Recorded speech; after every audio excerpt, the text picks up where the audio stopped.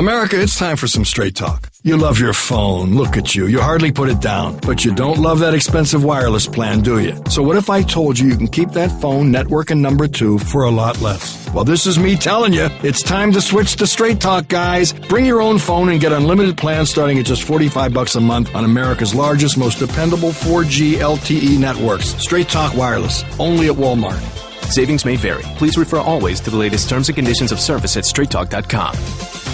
Here we are. We're back and better than ever. Mike and Mike, presented by Progressive Insurance. Our guests on the Shell Pennzoil Performance Line creeping closer to kickoff. College football is right around the corner.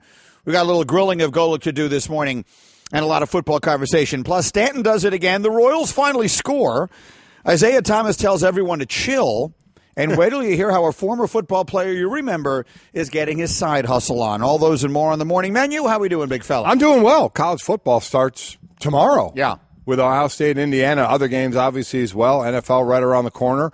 I saw the finale of Game of Thrones, so I'm all caught up. I don't. Yesterday's the day that you watched I actually saw it Monday. Okay. So I got all scored. I had to see it right away. It's my own fault. There was a lot of things going on Twitter about giving out spoilers, and as some noted in the sports world, guys that I follow, former linemen like Jeff Schwartz and Chris Long, who's playing now, obviously, with the Eagles, talking about, hey, a season finale, man, that's like a live event. You watch it live, or you better hide from Twitter. And that's what I did. I didn't see it live, so I hid from Twitter until I saw it. And I agree. So I had to see it to get it out of the way, so I didn't have to hide from Twitter anymore. So you're good with that? Good with that. Caught up mostly on all of the fallout from McGregor and Mayweather, sort of bearing down now for Triple G and Alvarez. For those of you who weren't with us late in the show yesterday, we had Oscar De La Hoya on.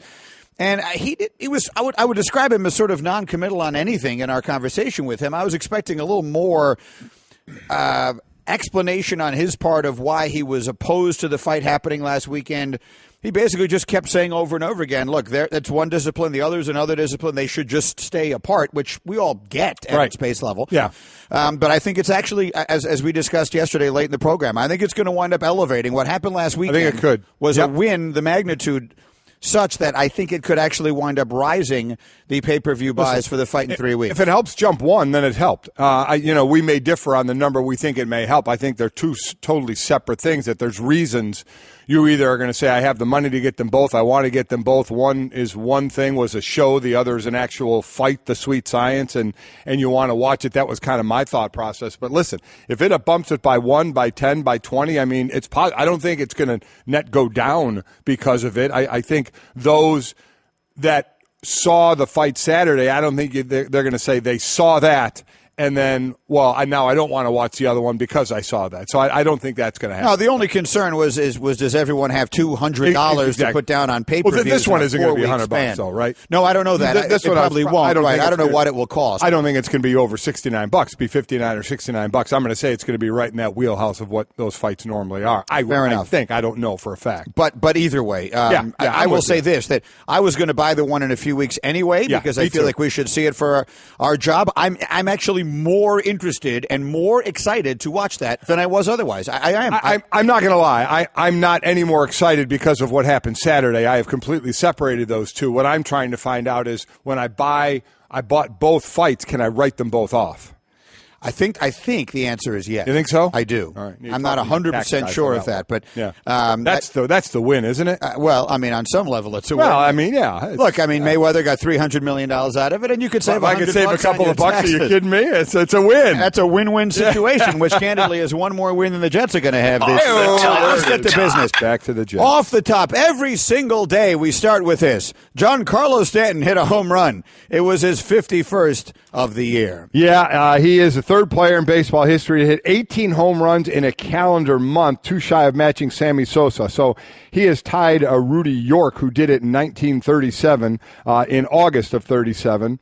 Stanton did it, obviously, in August of this year. Sosa did it in June of 98. That year, I believe he hit 66 He did. Home runs. He had 20 home runs in June. He had 66 home runs for the year. So, this is about numbers. He also has 30 home runs since the start of July.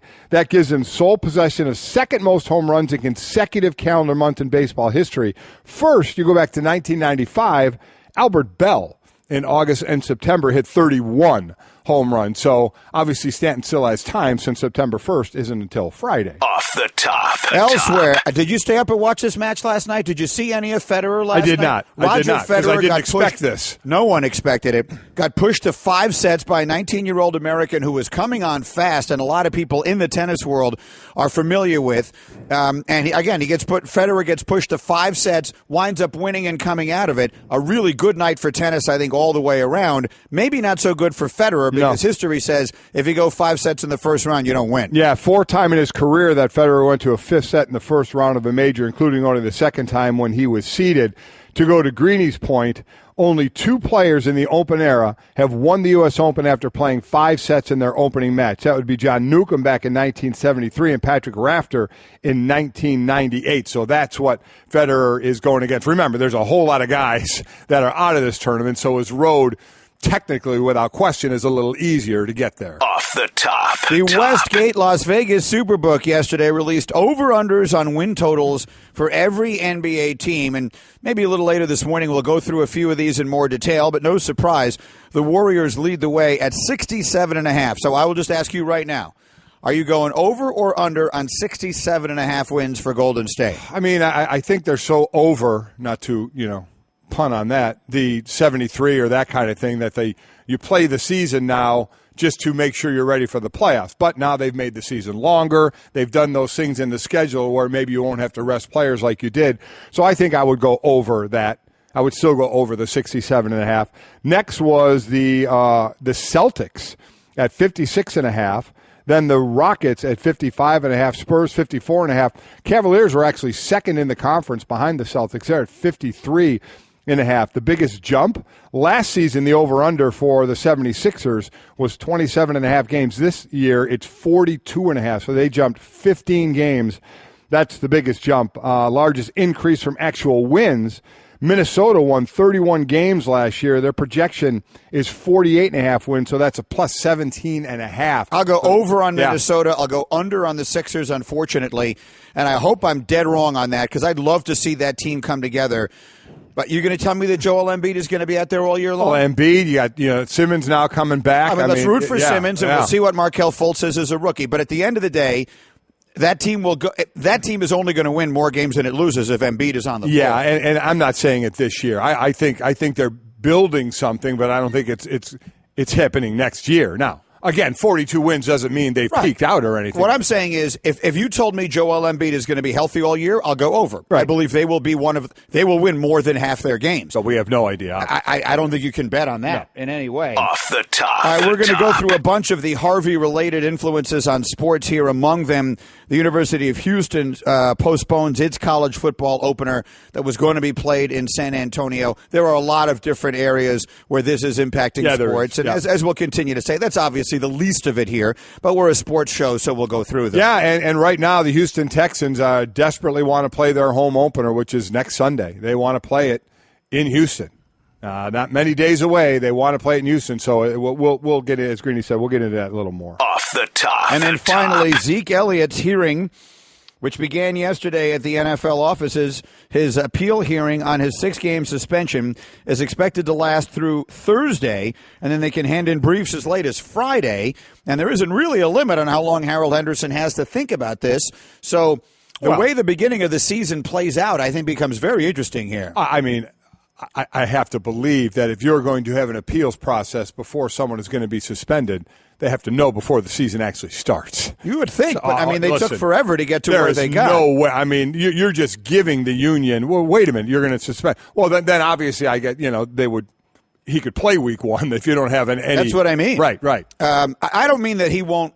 I'm sure Henderson will rule sometime next week. But, I mean, it's Labor Day, and I don't know that makes any difference necessarily. But if they're still filing briefs, if I read the story correctly, the final briefs are due on Friday. The appeals hearing will continue through Thursday. The briefs get handed in on Friday.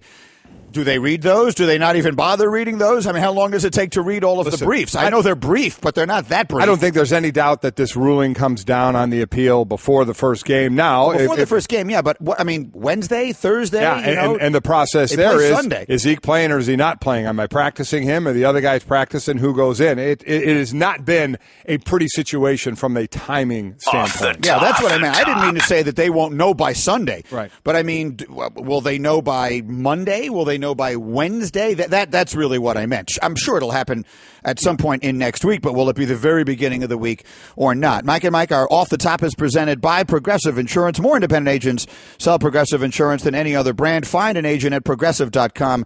Now, that's Progressive. Going through the roundup, if you will, of ways in which the sports world is being impacted by Harvey down there in Houston. Certainly no more than, J.J. Watt, what can you even say? You know, he's a person that some people have taken to liking to poke fun at in recent years. And look, maybe some of that he brought on himself. Sure. I don't know one way or the other. But you don't deny he's a great player, and you don't deny what he's doing right now and raising money. You tip your cap to that guy. Absolutely. A lot of people are jumping in and giving money without question. But obviously in our sports world, talking about athletes, where J.J. Watt started with his goal of $500,000. Where's he now? His goal now? Over $5 million. He's over $5 million. Just keeps jumping his goal up. And listen, there are so many people that are giving money. And, you know, what J.J.'s doing here is fantastic. And it's obviously it's great to see. And so many are doing well. It is interesting. Because I know you first brought this up when we started talking about Harvey on Monday and the devastation. And one of the things you said, especially in these times that we are right now, you know, in the country that seems so divided, it is somewhat interesting. It was 21 hours ago, Damian Woody tweeted, sitting here having coffee with wifey and talking about why does it take a natural disaster for us to truly love thy neighbor. It was I thought that was, just kind of caught me maybe at the right time of reading it. This because you really see it when it gets really, really tough. And a lot of people are affected by things through no fault of their own, i.e. the natural disaster, and how the human spirit just comes out and everybody just jumps in and wants to help. And, you see that with people with money, donating money, raising money, and other people. I'm watching the news here in Connecticut. They're loading up trucks, and people are getting ready to drive them down to Houston. Everybody kind of mobilizes, and says, okay, what can we do to help? And it's just good to see it. It is a shame, though, that you only see it when there's such devastation that goes on, and you try and get it in everyday life, and I'm sure there are examples of that everywhere, but you really see it now. But unfortunately, the disastrous pictures far outweigh some of the other things that you're seeing right now, just seeing what people are going to go through and how long they're going to go through it. Look, I don't want to get on a soapbox on that subject, but I feel that one of the things that we should recognize when we see that stuff is that the overwhelming decency of the majority of the people of this country is on display. And the very noisy few are the ones who get most of the attention most of the time. And that, I think, is more than anything is what is actually going on here. That most people are those people who are actually out and finding rowboats and trying to save people and dogs and other animals here. And most of those people are good, decent, civil people all of the time. They just don't get microphones thrown in their face because it doesn't make for a nearly as compelling broadcast. So that's my one little soapbox moment on that, but let's not get sidetracked by that. Meanwhile, the Texans, you mentioned how they want to play their home game on Sunday. You realize several of their players are not even with the team. Did you see this story? Several injured players on the Texans did not make the trip for their last game to New Orleans, and those players, which include DeAndre Hopkins and Will Fuller, are now stuck in Houston. Right. And Bill O'Brien says the team is doing what it can for those players, in some cases getting them hotel rooms. If their homes are flooded, they're in touch with them, according to the Houston Chronicle. O'Brien said they're in touch with them 2 or 3 times each day. Sometimes the issue is cell service and being able to reach them on their phone and all of that. But they're talking about playing a football game there in 10 days. They can't even get in touch with these guys most of the time. And I get it. You hear the players talking about how it could be a healing moment and how they think it could help. And I get all that. We went over some examples yesterday. We were in New Orleans for the first game after Katrina and just saw what a spark it was for that city. So I understand exactly what they're saying, but first you have to decide, can a football game be played there? Can all the players be there to play it? And then the biggest thing is all the ancillary people that you need to put on a football game. It's not just 22 players and coaches and referees. You need a whole lot of people involved, and I'm not down there. I have no idea. I mean, there's a whole lot of other things that need to get done for the next months and years, before they veer off into that road of putting on a football game. So I have no clue. I get the want to. I understand it. And I know there's a lot of people saying, who cares? It's sports. We got real life. I get it. But from those athlete side of it, if they can do even more good, if they can have a game there, if people can go there for 3 hours, if they can raise more money, there are things to do. But, man, that's we're talking 10 days away. I mean, I have no idea about anything else that could happen to actually for what it takes to put on a sporting event. Look, sitting here almost 2,000 miles away, it's very easy for me to say that there was such a simple solution to this problem, if indeed it is a problem, which is they're playing Jacksonville. We covered this yesterday. They're in the same division. They play each other twice. The second game is the second to last weekend of the season. You could so easily flip those games, and it just strikes me that would be the easy and obvious solution here, and not have to try and rush to get a game. And now, if you're going to tell me there are some tangible benefits, that's the thing, to the community of playing this game at home, they're going to play the game either way. It's not like the Astros who just lost some home games or anything like that. This game will get played. The Texans will still be playing that day. It'll just be on television, which most of the people watch it on anyway. So, I understand it's not a home game. And again, if the community wants it and they can get it done, then great. I think that's the point. You. I think everybody understands the easy option is to just flip it, but I think what the players are saying is we would rather not do that. We would rather play the game. And again, what we're saying is we have no clue if you're going to be able to do it. That, of course, is the easy answer. That's obvious to just flip those things. But they want to play it. They want to play it because it's going on now. They want to see if it can help now. They want to see what it can ease now if they can pull it off. I have no idea if they can or can't. It seems awfully tough to think that they would be able to do that with everything that needs to go on. But then again, I'm not there. Well, right now in the football stadium, they have thousands of people, right? I mean, there are thousands of people who are there using it as a shelter.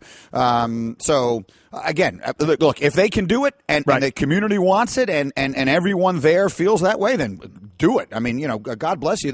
Who am I to say not to? But it just feels to me like that's quite a goal. I mean, look, maybe setting a goal of that kind to work towards. Yeah. But in the big picture, well, look, we'll just see. We'll whatever they decide to do is obviously fine with me. J.J. Watt, meanwhile, the Texans will play they were supposed to play a preseason game tomorrow night at home against the Cowboys. That game has been moved to Dallas. We had heard previously that J.J. Watt really didn't want that game to be played, or if it were to be played, just to make it a fundraiser. He doesn't seem to have changed his mind.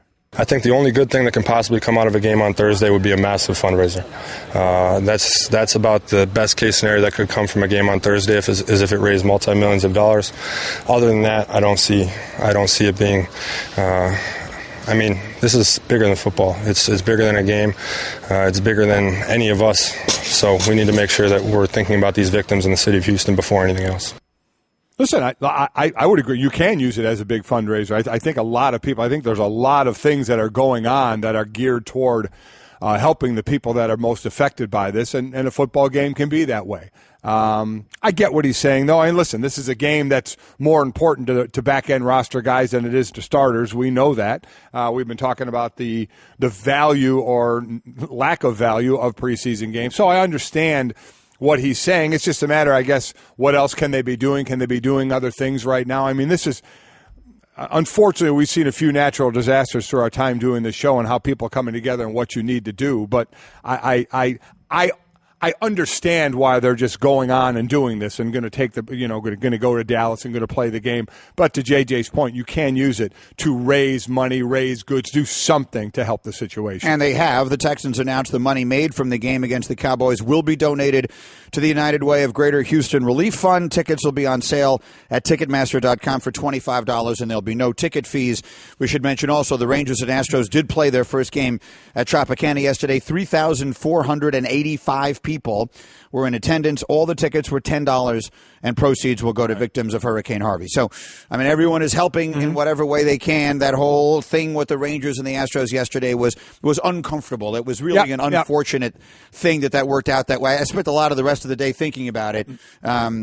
Because as the day went on, I started thinking to myself, we got mad at the Rangers, and Stu Gatz kind of got me fired up talking about it. And you could say, did the Rangers organization turn their backs? They didn't turn their backs on the victims of the hurricane, right? No. They just changed around a baseball game. It wasn't the worst thing anyone has ever done. It was not the worst. I think they should have done it differently, but maybe the yelling and the screaming we could have done with that. Again, this was an optics thing, right? And it was a Stugatz thing. I thought I was reasonable about it at the beginning of the show, and then we get Stugatz on, and he gets me fired up, and the next thing you know, I'm yelling. Well, it's because both you end up talking about the Jets, so you end up both getting mad, and you end up both yelling, and I end up wanting to leave. That's probably true.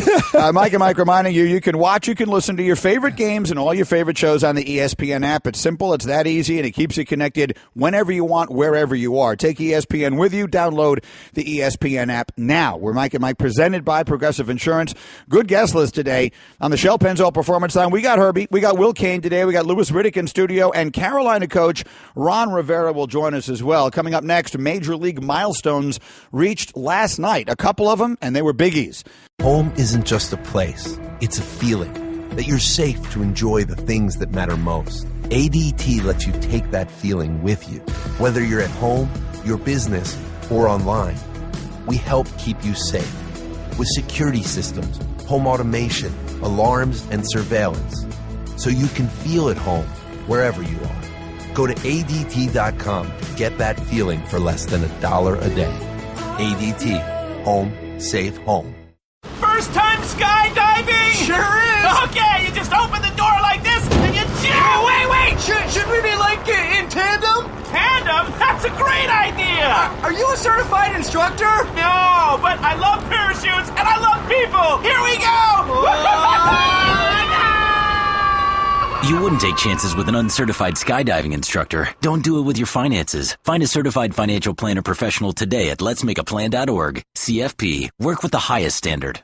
All right, we're Mike and Mike, and all the Twitter reaction as every morning comes through the 1-800-Flowers.com Twitter feed, and today we're throwing out the grill Golics. We're getting ready. College football kickoffs are literally around the corner, and then the NFL starts next week. So if you have questions about your team, college or pro, start sending them in. Use the hashtag grill Golic, and we'll go through them all morning long. And Andrea put it up earlier, so we have a few of them here. And there's just two that jumped out at me, and we'll work our way to some other business. Sure. Matthew Baldwin tweets, if Nick Saban took over a struggling NFL team, i.e. the Jaguars or the Jets, would he be able to turn them into a playoff team within 3 years? Don't know. I mean, listen, he had his stint in the NFL. It wasn't a great stint by any stretch of the imagination. There are some coaches that are better suited for one or the other. We've seen a few have success in both. I know the first that comes to mind is a guy like Jimmy Johnson. Yep. Success he had at the U, and then obviously in the NFL with the Cowboys. So I don't know. You know, with Nick Saban's style that works with 18 to 22-year-olds, is it going to work with 22 to 40-year-olds? That's a question. There's no doubt what he's doing is making him be considered the greatest college coach of all time.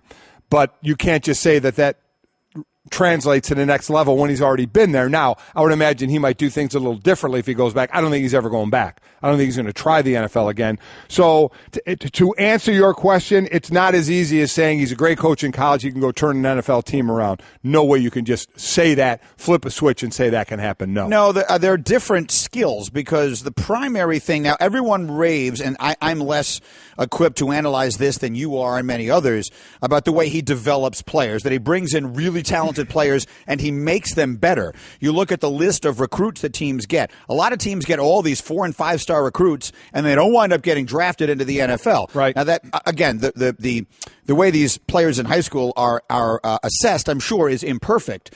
But a factor in that, of course, is player development. So he's doing that. But first and foremost, to winning in college, it's about getting the players. Well, you choose all your players. You have to get the players, and the getting ready is a little different. In college, you can still get after it a lot. You can get after it, meaning practice-wise. Practice-wise, you know, and the NFL that they have.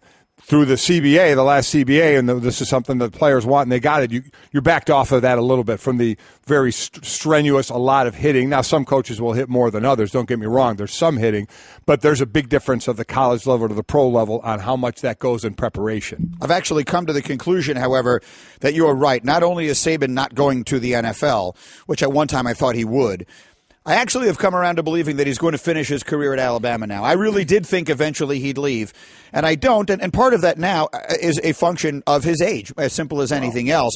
He's starting to get to a point now where I think to start something over again, it's not by no means impossible. He's the youngest. What is he, 66? Did we decide? He's the youngest looking man of his age I've ever seen, and he seems very healthy and all of that. But, 67, 68 years old, to start something new just feels a little bit unlikely. Yeah. And I guess the point would be, if he's not going to the NFL, there's no way he's going to a different college. I mean, for a while I thought he would. I Why? really did. I mean, just because he seems like a guy who might jump around a little. I never thought that. When that talk came around about Texas, I couldn't have scoffed at that more than that happening. He's got the best program going on in college right now. Anywhere he goes in college is a step down. Anywhere he goes, correct? It is a step down. Well, I mean, again, based upon where he has Alabama right now. That's all that matters. Also creates a series of expectations where last year was a disappointment. Right. What were they, 14-0, and then they lose in the championship game on the last second, and their season is a disappointment. Right. Where if he goes someplace else, Alabama wasn't Alabama before Saban got there. But do you think Saban, getting to know Nick Saban, how we have, and not even that great, but knowing him, that he would leave there to say, okay, at least here I can lose 3 games and take a deep breath. He's not that guy. There's no way he's doing that. There's 2 different things. I agree with you now. He's not going to. But I think that there are 2 different ways of looking at the challenge. That I think some coaches probably enjoy the challenge of building something, of taking a program that's what he did. I mean, people talk about Alabama like they've been at, like it went from Bear Bryant directly to Nick Saban. It did not. There were a lot of time in between there, including, I mean, what was the embarrassment with the coach who was there, didn't even coach a game and all that. I don't want to say the name out loud because I can't remember it now in my head. I'll get it wrong. But you know what I'm talking about. And I mean, he took Alabama from a program with all the history in the world, and they won a championship under Gene Stallings. But they weren't Alabama until he got there again. So he could go someplace else and build that. And some people might enjoy that. They might enjoy the challenge of building. What I'm saying is that he's going to be 66 years old this fall. So the soonest we could be talking about, he'd be 67, 68. Do you want to start building something at that stage in your life? My guess is he will not. 60, I didn't think he was going anywhere. So I don't think he's going anywhere but finishing his career at Alabama. The Spazman tweet. Spazman. You know, I'll get back to that one. Let me hold that because that's going to be a longer conversation. And I want to get into Is this about food? Yeah, it is about food. Get the grills going. Hashtag grill Golic. Send them in, college or pro. We want to hear your questions all morning long. And remember, the baseball playoffs are around the corner. And tonight we got baseball.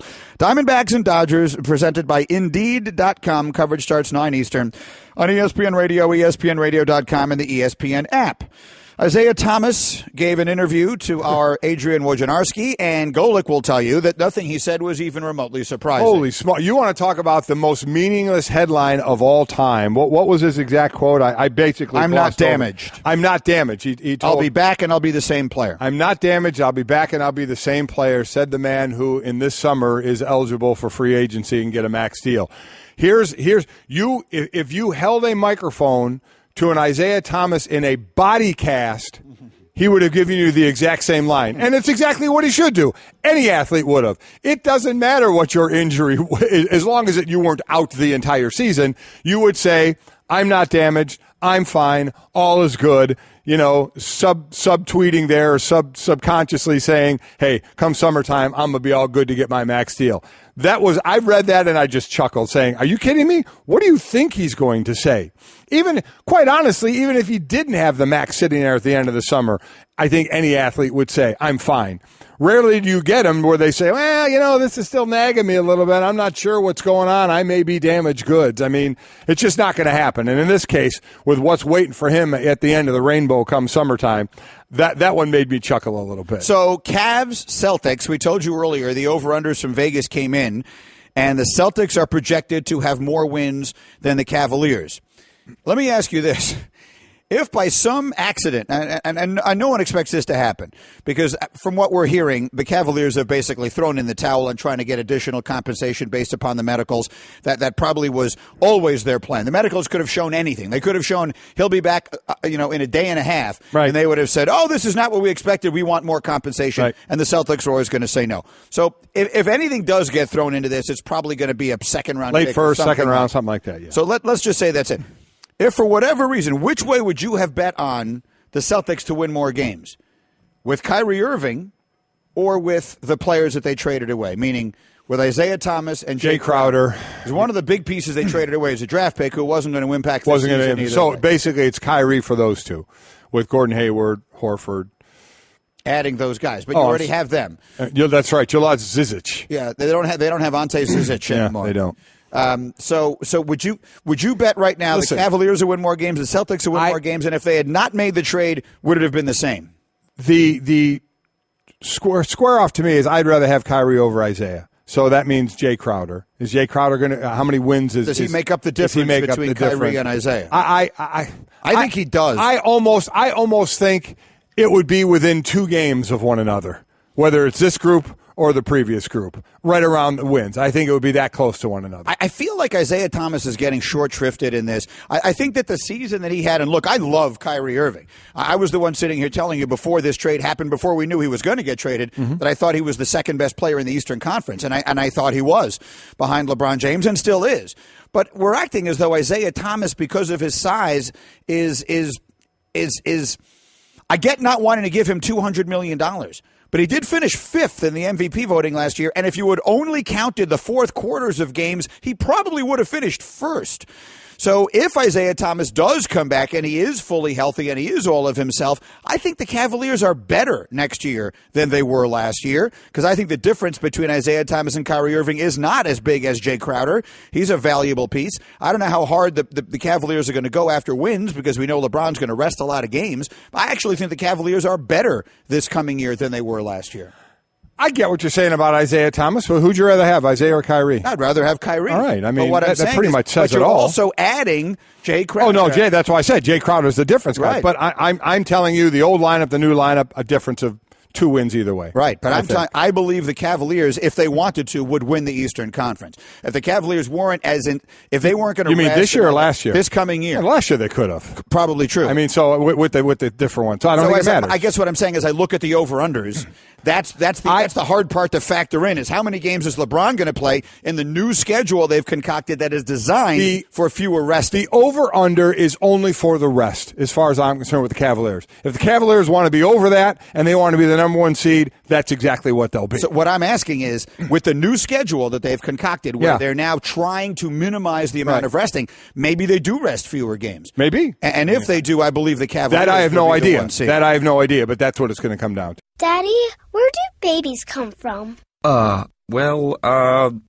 Mommy went to the store. Oh, well, you see, there's a mommy and a daddy, right? Right. And see, when they call Geico, they could save a bunch of money on car insurance. Oh, really? And that makes them happy? Yes, that makes them very happy. That's good. Yeah. Well, I'm glad we could have this talk, Sunshine. Geico, because saving 15% or more on car insurance is always a great answer. We got the grill fired up this morning, grilling Golic through the 1-800-Flowers.com Twitter feed. The hashtag is Grill Golic. The Spazman tweets, as a man of food, what do NFL players rely on for grub before a game? Do they tend to eat heavy or light? We've talked about this before, but I think the audience enjoys hearing. Yeah. What you ate and what other players tend to eat. What I would get up, for a 1 o'clock game, obviously getting up and you're talking 7 o'clock or so, having that meal, because a lot of times there are guys, especially old linemen, they would take cabs right from the meal right to the stadium. They would get there that early. I was one of those. You had to be there if you were away. I would take the last bus. If you're home, you had to be there 2 hours. Why the last bus? I wasn't one that just liked to sit around the locker room. I like to get there, get ready, and play the game. I'm prepared by that. What would you do? This is fascinating to me. So now you've had the meal, 7 o'clock, or whatever it is. You've got, 3 hours? I go back and lay down. I mean, depends on where if I'm home, if you're home, you stay in a hotel somewhere. Right. So I'd eat and then I'd go home. I'd go home to my actual house. Yes, I would go home because, you're eating at 7 o'clock. You're done 7:30. I'd go home, be home by 8 o'clock, a little after 8. I didn't have to be there till 11. So I would go home to the house, where Chris and the kids, when they were born, I was playing before they were born, and then after, obviously, as well. So would see them as well. And then I would get there by 11.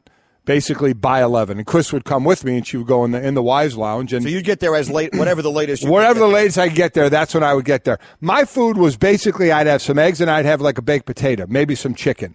Now the food. Now I'm sure there's still a lot of that same staple out there, but so many guys now certainly themselves have their own chefs or have food prepared. Now pregame. I don't know if guys are brown bagging and doing their own thing. Some may. I have no idea. or they have so many talks with teams about what the best nutrition now is for pre-games. And I don't know how much that's changed. But for me, it was basically some scrambled eggs and a big baked potato. And you're eating 5 hours before kickoff, and that's it? I would snack a little, maybe have a bar or something. I would, if it was a home game, I'd have one of those donuts that were in the Wives Lounge, which were really, really cream-filled donut. It was really good. That's hilarious to me. All right, let's do a little straight talk. Keep the grills coming in because we have obviously a lot of serious football questions, and we'll get in a moment. That wasn't serious? Time for straight talk. Well, I mean, I actually find myself curious about that, but it's not. I'm actually curious now to guys, the Tom Brady's of the world and others seem to be really jumping in to a different what their pregame is now and how much they eat up to as close to game time. I have a feeling his chef is actually on the road with them. Straight Talk brought to you by Straight Talk Wireless. Best phones, best networks, no contracts. Here's my Straight Talk for you. I'm going to make you a few bucks. Okay? You are. I'm looking at a couple of teams this year in the over-unders. I was just handed the Westgate Las Vegas Superbook over-unders for the NBA season. We talked about it earlier. The Warriors are at 67.5. I have no way of guessing which way to go on that. The Celtics have the highest win-loss over-under number in the Eastern Conference. And you go down, you get Cleveland at 53.5. I'm telling you right now, I believe if Isaiah Thomas is ready to start the season or is ready pretty early into the start of the season, I think that there have been a lot of conversations that have taken place that we're not aware of about resting. And I think there will be less of it. I think that LeBron James is going to play more games. I think that the Cavaliers are going to be better, not worse, as a regular season team. I actually think they may be better in the finals, too. But I think the Cavaliers are going to go over. I think right now, as soon as I found out how healthy Isaiah Thomas really is, and Mike points out his interview with Woj, he's saying what he's going to say, which is, I'm fine, I'm not going to be impacted by this. If he really is going to be back early in the season, I would go over in a big way on 53. I don't know if a big way I'd go over. All you got to be is over by a half game and you win. I would go over. I would go over as well. That's my first spot. I'm then looking at Miami. The Miami Heat are one of those teams in the NBA with Riley in the apex position and Spoelstra as the coach. They play every game like it's a playoff game. They play every game like it's the NBA Finals. They came on like a whatever you come on fast like at the end of last season, and their over-under is 43.5. They won 41 games last year. I will go over. I will go over on the Miami Heat. I think they're going to have a good year, and they're going to win. I mean, I get what you say about the way they play. Are they good enough, though? They have the talent. I think they are. I think that kid Whiteside is good. They have Dragic. I think they are. I believe that the Heat are that good, and I believe they will go over. I'm less inclined to agree with you on that one. How about the Pelicans? 39.5 with Cousins and Davis and everything else they're trying to do there. That strikes me as a fascinating number. Pelicans only won 34 games last year. That whole thing didn't feel good to me. I would go under in a big way on that one. You don't think the two big guys are... No, I think that was something I was fascinated by, and I almost immediately decided it was a terrible idea. And then finally, the Knicks are at 30.5, which would suggest all they need to do is be as good as they were a year ago. I think that freeing themselves from the triangle and all the ridiculousness that was that is going to help. They actually have more talent than you realize. They didn't help themselves much in the draft, but I would go over on 30.5. Do you change that if they trade Carmelo? No, I'm not anticipating they're going to have Carmelo. I would not trade that. I don't think they're going to trade Carmelo for nothing. I'm saying if they trade him, you stick with the over. Yes, I definitely do. I stay over. Straight Talk Wireless, nationwide coverage at America's largest and most dependable 4G LTE networks. Back in a flash. First time skydiving? Sure is. Okay, you just open the door like this and you jump. Wait. Should we be like in tandem? Tandem? That's a great idea. Are you a certified instructor? No, but I love parachutes and I love people. Here we go. You wouldn't take chances with an uncertified skydiving instructor. Don't do it with your finances. Find a certified financial planner professional today at letsmakeaplan.org. CFP. Work with the highest standard. America, it's time for some straight talk. You love your phone. Look at you. You hardly put it down. But you don't love that expensive wireless plan, do you? So what if I told you can keep that phone network and number 2 for a lot less? Well, this is me telling you. It's time to switch to Straight Talk, guys. Bring your own phone and get unlimited plans starting at just $45 a month on America's largest, most dependable 4G LTE networks. Straight Talk Wireless. Only at Walmart. Savings may vary. Please refer always to the latest terms and conditions of service at straighttalk.com. Here we are, Mike and Mike, presented by Progressive Insurance. Herbie on the way. Kirk Herbstreit in this hour on the Shell Pennzoil Performance Line with college football's kickoffs right around the corner. Obviously, there have been some games already, but the big kickoff weekend is right in front of us, and some huge games, Alabama, Florida State, Michigan, Florida, and a number of others that we're looking forward to. So we'll be talking all about that and more. There's actually a college game day tomorrow night at Indiana, Big Ten battle, Ohio State and IU playing tomorrow, so we're looking forward to all of those and a whole lot more. Meantime, I didn't give you any time there at the end of the hour, so my apologies. Let's get a few of your thoughts. The over-unders from the Westgate Las Vegas Superbook. Again, I gave you some spots. I'm trying to make you some money here. Throw a couple of bucks on the over on the Cavaliers. I'm telling you right now. No, I said I agree. I don't agree with Miami. I'm not putting money on them going over that.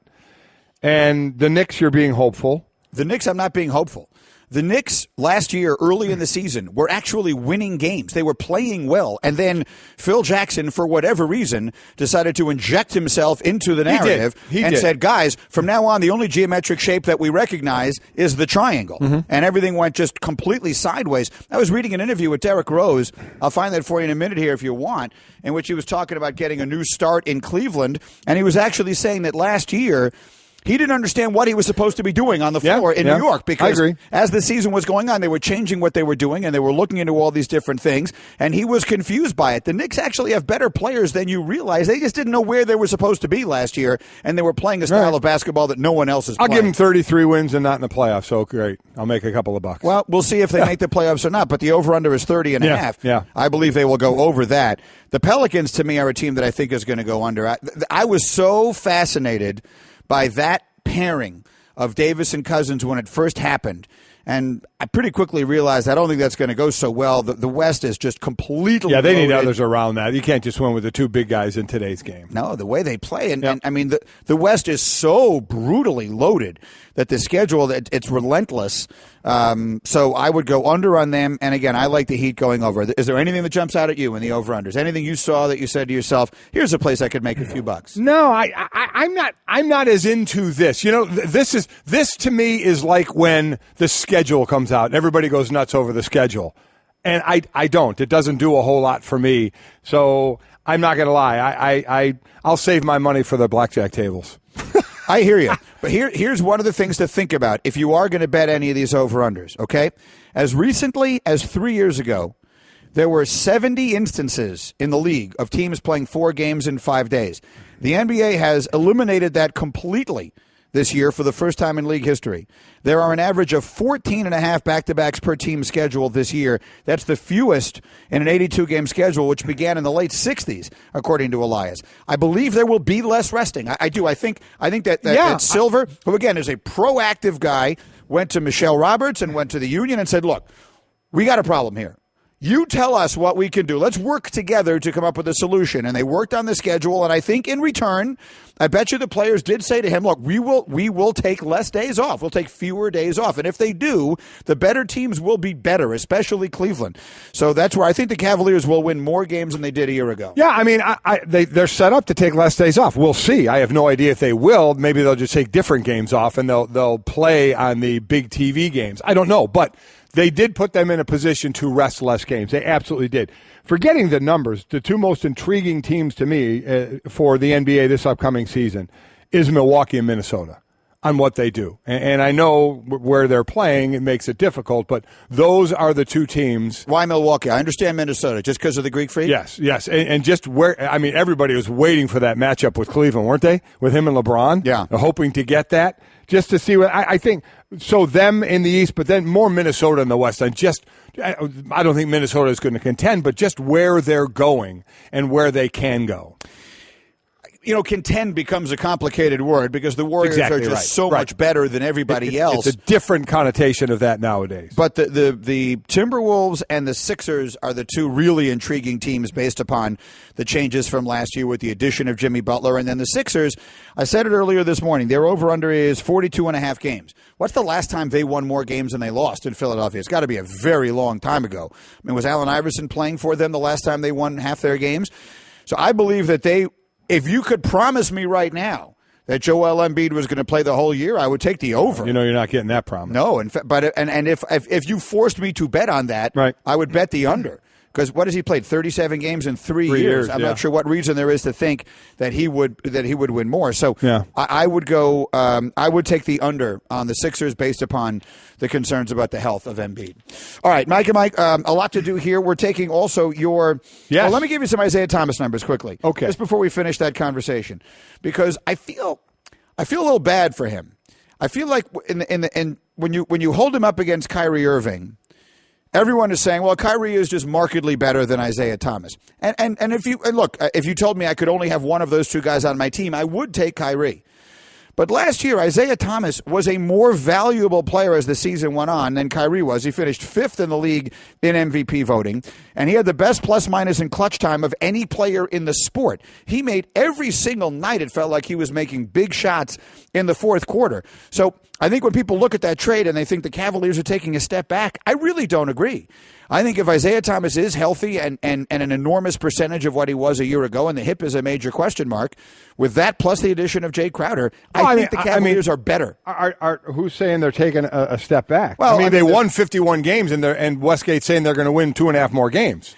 So they're saying they're going to be better than last year. So they're saying they put them significantly behind Boston, though, in this thing is what I'm saying. Well, I know that, but I mean. So you're flip-flopping Kyrie and Isaiah plus Jay Crowder, and you're basically saying the Cavaliers. Basically, they're saying Boston is 3.5 games better, and Cleveland will be 2.5 games better. So, I mean, it's almost a wash. I like the Cavaliers in a big way this year. I think that they will win the East. I think they will. I do too. I think they'll play more than they did last year. I think Isaiah will be really good. He's going to be extremely motivated. Isaiah will be really good, but I mean, again, comparing it to Isaiah or to Kyrie, is it a wash?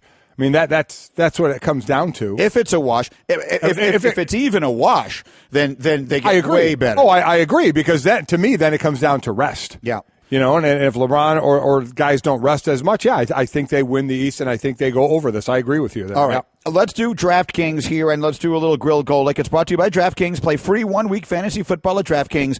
Use the code Mike only at DraftKings.com. And we're taking your questions this morning through Twitter using the hashtag grilled Golic. And I like this one from David Dunnington as we look around the NFL. What present-day defense, in your mind, compares to the one you played on in Philadelphia? I mean, you have to look at an attacking, pass-rushing defense. Is it Denver? You know, with Von Miller, one that'll generally jump. I would think immediately to people. Yeah, that probably would. Now we had more than a few great pass rushes. Who do they say is the team with the best duo? A lot of people are saying it's Clowney and Jadeveon and JJ Watt. Plus Merciless on that team. Right, the Texans exactly. Could be really good defensively. They could, but I would say you look at Denver as an aggressive defense with those pass rushers and getting after you. I mean, they may not play the same way, but I think the Giants might have a really good defense. The Giants, you look at the Giants, especially from the you look at our defense. Now our defense was strong, linebackers and secondary. Mm-hmm. We were strong everywhere. So that's one of the first things you look for is strength everywhere, because some are stronger than others. But I do like what the Giants have put together, especially on that D line. But and then with JPP being that pass rusher. But that's a good question. It would definitely have to be one of the aggressive, get after a type defenses, kind of living on a wing and a prayer a little bit, trusting your guys in some man if you're going to blitz, or having those pass rushers where you can get pressure with just 4 if you need to. Filthy O'Houlihan tweets at us, even though they were against vanilla defenses, it seems the Bears have a quarterback decision to make. Your thoughts? No, they don't. And Mike Glennon's the starting quarterback there. I mean, you went on game 3. It depends on what you're breaking down. Trubisky looked good. Don't get me wrong. I like the direction he is going. And when the way Glennon started out, all of a sudden, right after game 1, Glennon was, 2 of 8 with a pick 6? Yeah. Like a 0 passer rating or whatever. Trubisky was great. You look at that third game. Now, again, we're not there in practices, so we just see games. You look at that third game, Glennon did a nice job. 96-yard drive right off the bat against the starters, finish it off with a touchdown pass, putting nice passes there. Trubisky played well. He looked more like a rookie in that third preseason game, in my opinion. So I don't think they have a quarterback question. I think Mike Glennon is your starting quarterback. A lot of questions in here about Notre Dame, as one might expect.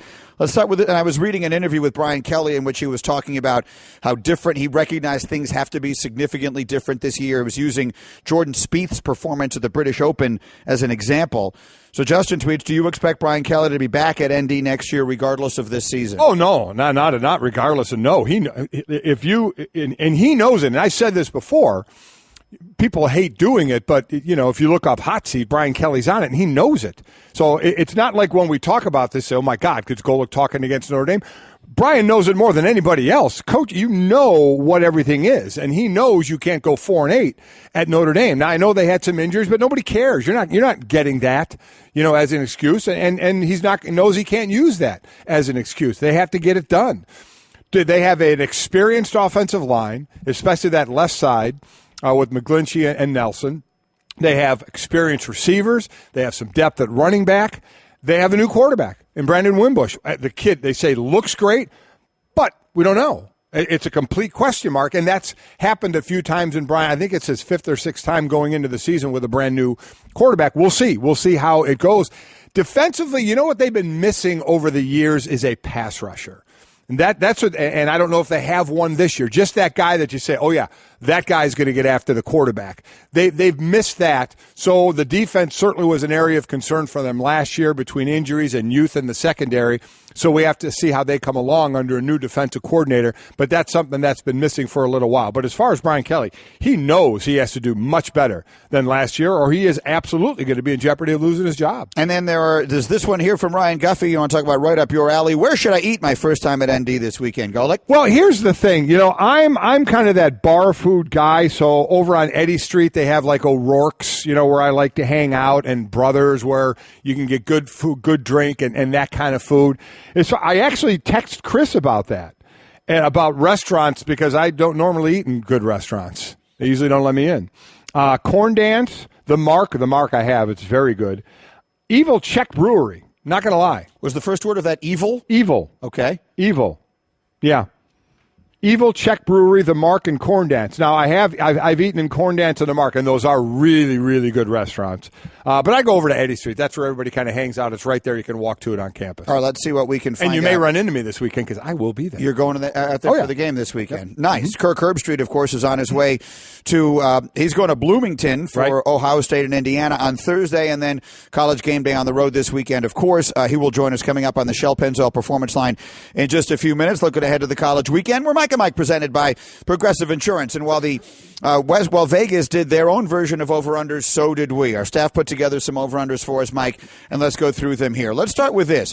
Matthew Stafford gets the big contract yesterday. I spent the entire day on Twitter defending him. You really did. Strikes me as ridiculous. And quite honestly, the high majority understand the signing. And forgetting even the signing of giving him the money, you know what I just scoff at and laugh at is people say, Matthew Stafford's making that money. If you're saying that, you just don't get it. You really just don't get how it works in the NFL with the quarterback position. That aside from whether you think the Lions did the right thing with where they've been and giving all that kind of money, which, in my opinion, I agree with you, they did do the right thing. They have not won a playoff game under Stafford. He's 0-3, so the over-under is 0.5 playoff wins for Matthew Stafford this year. This year, no. I think I go under on that. I don't think, again, before him, there's not enough around him. There's not enough around him. Issues on the O-line. They certainly had some injury issues as well. The defense has that's been the question mark for them, is what's around. Now, Stafford had injury, or not injury, turnover issues, but with Jim Bob Cooter, it certainly has turned around a little bit under him. So he, I think, has been playing better, but I just don't think there's enough around him to get that playoff win in, who are they in the NFC. We know who the teams are in the NFC. I don't see it happening. I don't see them getting a playoff win. Me neither. Quite simply, I think there are a lot of good teams around them. Green Bay remains the team to beat in that division. Now, again, they made the playoffs last year. They made the playoffs 2 of the last 3 seasons. They did. But I think all those teams in the South are good. I think the East is a beast. I think it's going to be very tough to get a wild card this year in the NFC, because between Carolina and Tampa and Atlanta and the Giants and the Cowboys, who will be fine, even though Zeke is going to be suspended for a bunch of games, they're still going to win double-digit games this year. And between Washington and Philly will be, I think, good. Wentz will get better. I don't see them getting a wild card in that NFC, so I will go under as well. Next, over-under, $99.5 million. The guaranteed money in Kirk Cousins' next contract. Cousins is 29, so he's certainly young enough to get that big deal. He's had a couple of good years. He'll have made $44 million guaranteed the last 2 years. That we're not obviously counting that here. I think why he'll get that is because he'll be a free agent. He'll be able to, unless they, to me, they're not tagging him again and paying over $30 million. So, or the transition tag, it's $28 million. I don't see that happening. So if he is actually out there on the market and there are people bidding for him, then yes, that's going to happen. Boy, if they just lose him for nothing, fascinating how they will have misplayed that hand. Yep. I will definitely go over. I mean, people keep saying, well, is he worth it? It's not a question of what he's worth. Right. He will be the first quarterback of consequence in recent memory to have an open bidding war on him. That's exactly right. The last free agent quarterback was Peyton Manning, and Peyton Manning was coming off all those surgeries and the injuries, and he was old. And teams were still dying to sign him. That's exactly right. And the money has gone crazy. He got $38 million guaranteed. Did Peyton Manning in that deal? Which at that time sounded like a lot. But it did. But I'm talking with his age and with the injuries and the operations. Kirk Cousins is, knock on wood, he doesn't get hurt. Is coming off some good years and is under 30. He'll be right at 30. When he does this deal. So yeah, there'll be a bidding war for him. I think so. I think there'll be a minimum of 3 teams in it for him, and probably more. I think we'll go over $99.5 million, which is an incredible thing to be saying. It is. But I think it will happen. Next, the over-under on number of games played by Andrew Luck this year at 15. Oh, it's going to be under. I mean, it's going to be. He'd have to play the rest of it. He's going to miss the first game, and this could be over if they put him on the PUP list. Now, if they do that, he has to miss the first 6 games, which. This one I remember saying when he wasn't throwing, saying, don't worry, you have time. Well, you know what you don't have anymore is time. Right. The time is over, so you really have to start to wonder just how bad that shoulder is. And if he goes on the PUP list, quite honestly, do you play him? Even when he comes off that thing, I mean, what's their record at that point? How is he doing? I mean, or do you completely protect him, after that? I'm sure they will play him, but that's the whole thing now. Remember, if you put him on, if you go on PUP after the preseason into the regular season, you have to miss 6 games. So that would be pretty significant. Now, we haven't heard that they're going to. They could easily just have him miss a game or 2 and then come back and not put him on that list. But I think he's going to miss the first week. He hasn't done anything. And you hear some of the answers coming out of Chuck Pagano on this situation. It's almost funny, but it's not, because you're dealing with a shoulder injury for Luck. So I definitely say under. I say under as well, and I think it's just turning into a complete disaster that at least I didn't see coming, and I know you didn't see coming. It's been disastrous there from GM to coach to owner, and you thought, man, you went from Peyton Manning to Andrew Luck. This is like, this could be like going from Joe Montana to Steve Young to Brett Favre to Aaron Rodgers. And, oh, my gosh, from the team they have put around Andrew Luck, which has been bad, to now the injury to the throwing shoulder, it's just awful. Well, look, he's been the one thing you could count on there. And the reality is, even though neither of us think they did a good job, they were in the AFC Championship game a couple of years ago. They won playoff games under Luck. That the deflated balls game against the Patriots, as one-sided as it was the AFC Championship game, and the Colts were in it. So it's not as though he hasn't won games there. But, boy, has it gone the other way in a hurry. Next, over under 59.5 home runs for Giancarlo Stanton this year. 51 with 31 games to go. He's on pace for 63. Did you say, Hembo, 63? I think he goes over. Me too. Maybe because I want him to go over. He's up against Strasburg next, and he's done pretty well against him, right? He's hitting like 360 against him with like 3 home runs. So maybe he gets another one here, but I think he goes over. I want him to go over, and maybe it's more with my heart than my head, but I think my head's pretty much there the way he's knocking the ball out of the park. Yeah, I mean, the way he's playing right now, there's no reason to think he won't hit 9 more home runs in the team's final 31 games. Last one. The over-under number is 1.5 repeat teams in this year's college football playoff. Again, to remind you, last year's teams were Alabama, Clemson, Washington, and Ohio State. Well, I do think Alabama and Ohio State get back. So I guess right there I'd have to say over. That's over. I don't think Clemson and Washington get back. I do think people think Florida State's the team coming out. Even if they lose this first game, in my opinion, they would have to run the table to have another shot back to get in the playoffs. We'll see what Clemson does with a new quarterback, but I would say over just for Alabama and Ohio State. I will say under. I think there's going to be some surprises out there. You can say Northwestern? I'm not necessarily saying we're going to go to the college football playoff, no. But I do believe that the Big Ten is more competitive than people are making it sound. I mean, don't sleep on Penn State. Don't sleep on Wisconsin. How about Michigan? You know, all the quirkiness and fun and wow, look how he's turned Michigan around and stuff with Harbaugh. Yeah. You know what it's time for? Him to win big games. He hasn't beaten Ohio State. Say what you want about the spot. You want that on your resume? Well, if that spot was different, well, okay, whatever. You didn't win. Where has he been in a Big Ten championship game? Hasn't. So it's about time now. We talk a lot about Jim Harbaugh doing the quirky things and turning that team around. You know what he has to start doing now? Winning big games. It's about that time. And this year, I think, is a question mark for them. I think they're going to be really good. They're going to surprise people. He lost 3 games at the end of last year by a combined total of 5 points. Lost a lot of players. They did. They lost a lot of players, but so did Alabama, and no one questions how good they're going to be. I get it. Because they've done it not before. Saban yet. They've done it before, but Harbaugh took over a bad team and made them good. He's got better players to work with now than then. They're going to be good. I'm not saying they're going to be better than Ohio State. They're going to be good. What's the over-under on how many games they win to you? 9. Yeah. What'd they win last year? Again, they lost that game. Was it Iowa they lost to on that Saturday night? I'm trying to remember. And then Ohio State. When the quarterback got hurt. Then the Ohio State game on that crazy spread. Right, and then they lost the bowl game in a very close game. Anyway, we're getting late here. We'll talk to Herbie about all of that and more. Home isn't just a place. It's a feeling that you're safe to enjoy the things that matter most. ADT lets you take that feeling with you. Whether you're at home, your business, or online, we help keep you safe.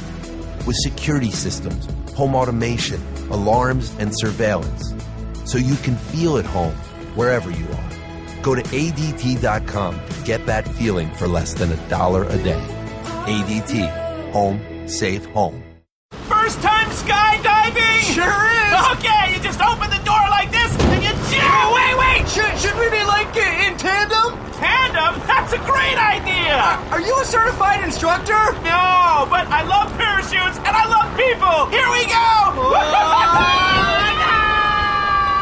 You wouldn't take chances with an uncertified skydiving instructor. Don't do it with your finances. Find a certified financial planner professional today at letsmakeaplan.org. CFP. Work with the highest standard. What a busy week we have for our buddy Herbie. Obviously, they're going to be at Bloomington tomorrow for the first college game day with Ohio State and Indiana getting set to play. And then Friday, the all-hands-in program kicks off in Atlanta ahead of the game between Florida State and Alabama.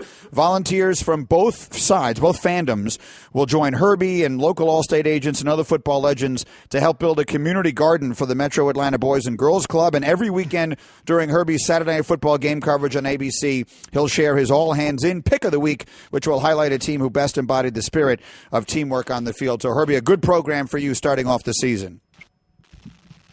Yeah, looking forward to it. And like you said, we're kind of hitting the ground running here with a big kickoff celebration tomorrow in Bloomington with a game day for a couple hours, not just kind of focusing on that game, but really just the start of the 17th season.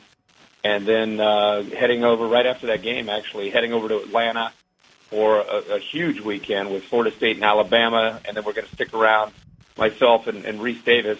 Fowler's going to go back to the U.S. Open. Reese Davis and I will be there Monday night for Tennessee and Georgia Tech. So not to mention all the other games that are going on. So great way to get things started. And then, of course, the work that I'm doing with All-State. So I'm looking forward to it.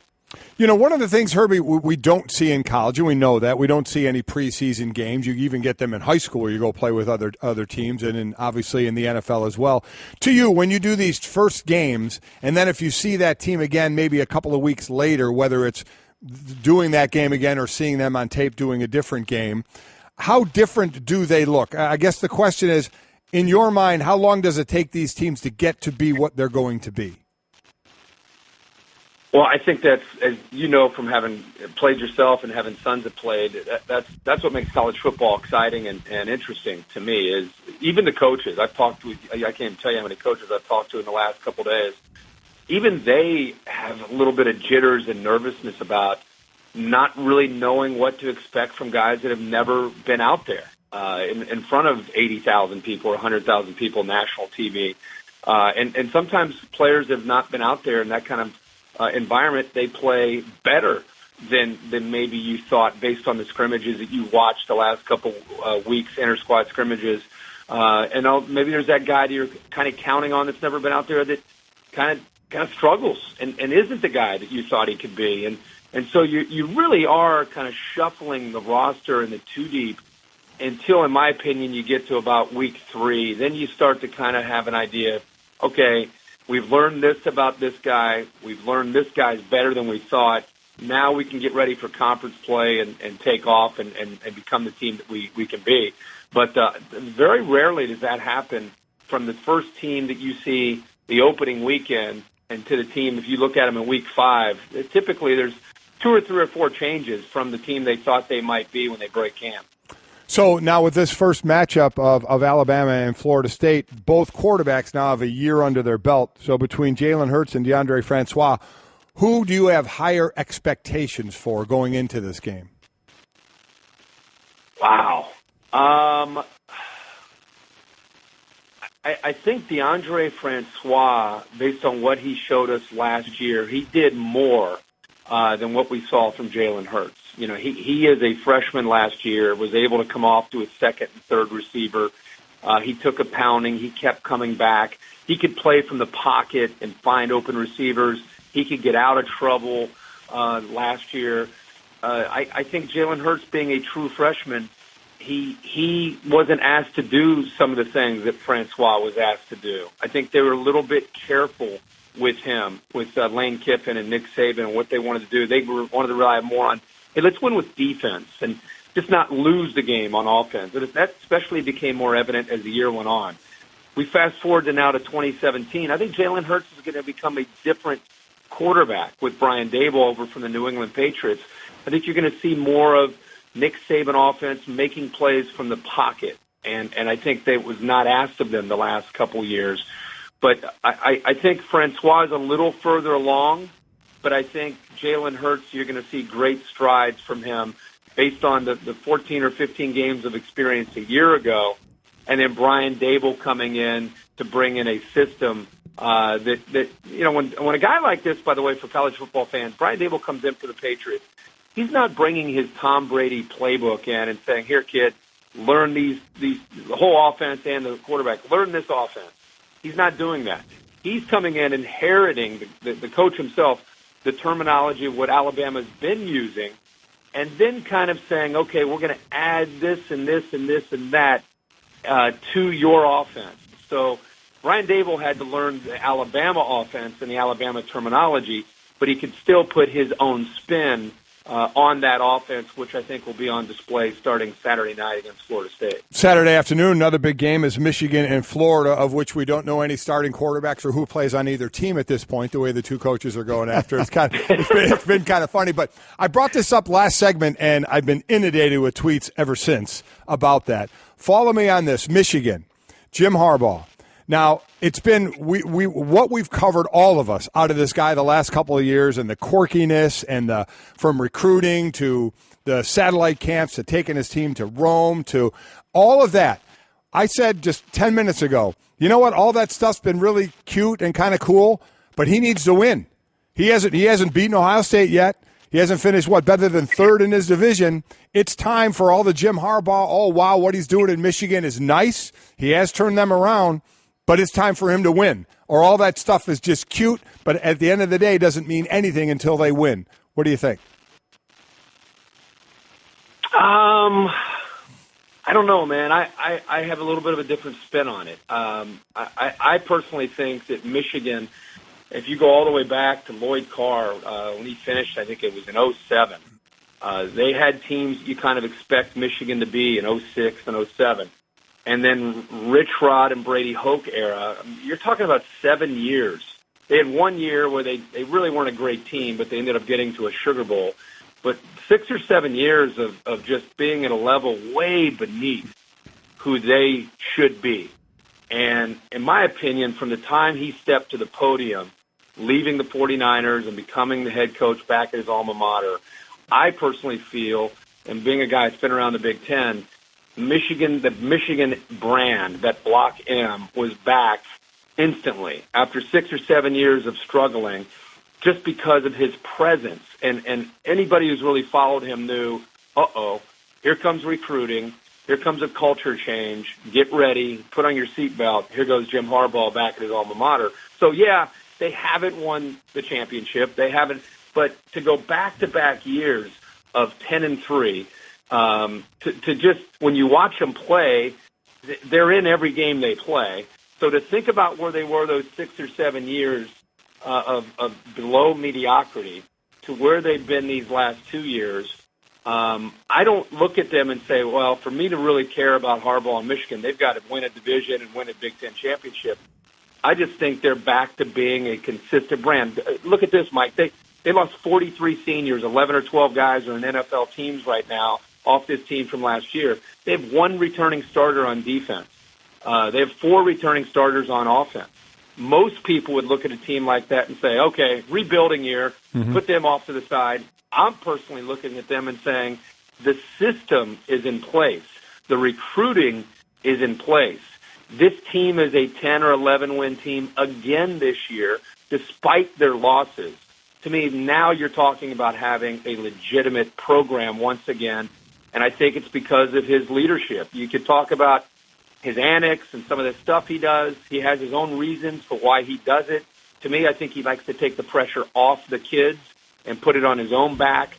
But make no mistake, in my opinion, that brand is back to being a top 10 program year in and year out. And I think that will be evident in 2017 when you have basically 4 or 5 returning starters.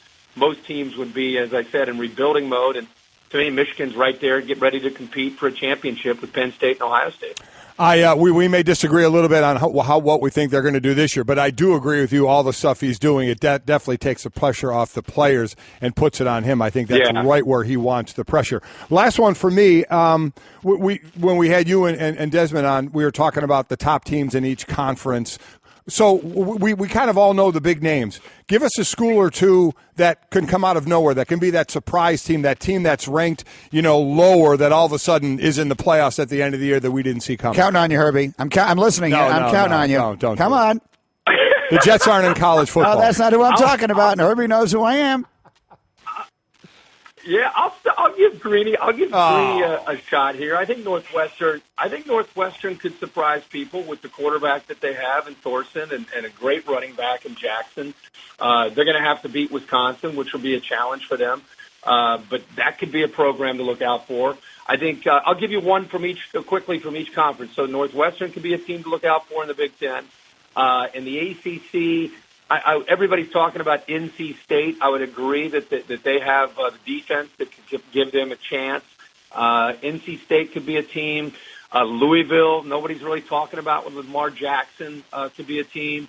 I would say in the SEC, it's really hard to find a team that could come off the radar and make a run. I'll say just to win a division, I think Kentucky could give you something in the SEC East. Wow.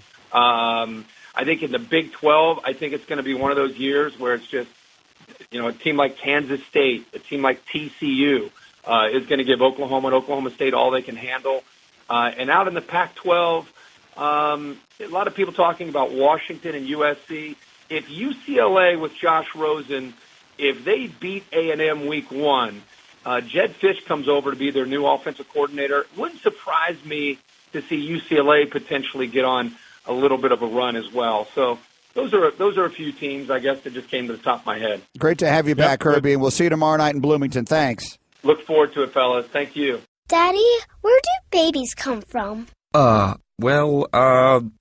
Mommy went to the store. Oh, well, you see, there's a mommy and a daddy, right? Right. And see, when they call Geico, they could save a bunch of money on car insurance. Oh, really? And that makes them happy? Yes, that makes them very happy. That's good. Yeah. Well, I'm glad we could have this talk, Sunshine. Geico, because saving 15% or more on car insurance is always a great answer. I understand that the object is just winning. And whether you lose close or you don't lose, or you lose in blowouts, at the end of the day, you lost. But what I will say is if you look at the 6 games that Harbaugh has lost since he got to Michigan, the first one was his very first game coaching that team. The next one was a Michigan State game that his team had won. I'm not making excuses, but they lost on that crazy punt play at the end. Then they got blown out by Ohio State. That was the only game that they gotten blown out since he's been there. And last year, their 3 losses came by a combined 5 points, one of which featured what I thought was just terrible officiating. But forgetting even that, I feel like they are incredibly close. And I agree with Herbie. He took over a brand that had really fallen, and they have gotten up under him. I believe they're up. Here's my point. My point wasn't that he didn't turn them around. My point wasn't where they had been and where they are now, and that he put them back in the spotlight. That's not my point at all. I don't think they're going to play for the Big Ten title this year. I don't think they're going to be in the playoffs. So when you think of Michigan, you think of a great Michigan teams, right? You think of Michigan battles with Ohio State. So if this year rolls around again, and this year they don't finish better than third in their division, I don't care if they lose 5 games by 2 points. You know what that does? You know what that gives you? So what? And if they lose to Ohio State again, so come talk to me after this year if they have the same kind of year. I mean, at some point you say, yeah, he's turned the program around. Yeah, he's put him back in the spotlight. Yeah, he gets in the headlines because he's a quirky guy. This is Michigan. Michigan, this isn't some smaller school that he's trying to lift up. This isn't P.J. Fleck trying to bring Minnesota into the Big Ten and trying to build that team. This is Michigan. So at what point do you say, yeah, all that stuff's cute and good, but you know what we need to do? Beat Ohio State. You know what we need to do? We need to be playing for the Big Ten championship. How many years can go by before you start to go, all right, yeah, okay. Yeah, it's Harbaugh. He's got the khakis. He's got the headlines. We don't know who the starting quarterback is. Oh, he's putting up the roster from last year. When does the cute not become cute anymore? I'm not even looking at the cute, though. To me, I understand what you were saying. No, but that's why people are liking it right now, because you say one of the great teams, okay, he's turned them around, but they've never finished better than third. They haven't played in the Big Ten championship. That's where he's trying to get them back to. So my point is, what's the leeway for that before we headline him to, oh, look at him sleeping over a kid's house, a recruit trying to get him. Oh, look at him taking his team to wherever the heck he's going to take him next time. When do we stop with all of that and say, you know what they need to do is they need to win more? Well, I mean, obviously, they've won a lot is what I'm trying to say. They need to win the Michigan way. That's my point. And he is winning now, but how long's the leash for Michigan to win 10 games, but not play for the Big Ten championship, but not beat Ohio State, and not be in the 4-team playoff as Ohio State is all the time? When does that stop? When do we start saying, is it after this year? I don't think so. I don't think it's after this year. Not after all the players that he lost. I'm just wondering. That was my only point here. If he were to go 6-6 this year, we could have that conversation. If he goes 10-3 again, I don't think we have that, because I think you have to look at what Michigan had become. I mean, the thing that we know most about Michigan between Lloyd Carr and Jim Harbaugh was when they lost to App State, right? That's the most famous game they had. I agree with you. I guess what I'm asking is, how long do you wait? Is it next year then? If he doesn't do it next year, what if he loses them for a 4th straight year to Ohio State? Well, so I mean, where that is my only point. When do we start stopping with the, oh, this is all cute, to we need to be winning like Michigan used to win? A prediction? We won't get to that because he will. We'll see. That's what I think. Okay. We'll find out. We'll see what Will Kane thinks. He's on his way in the studio as well. Stay there. Mike and Mike. First time skydiving? Sure is. Okay, you just open the door like this and you jump. Oh, wait. Should we be like in tandem? Tandem? That's a great idea. Are you a certified instructor? No, but I love parachutes and I love people. Here we go. You wouldn't take chances with an uncertified skydiving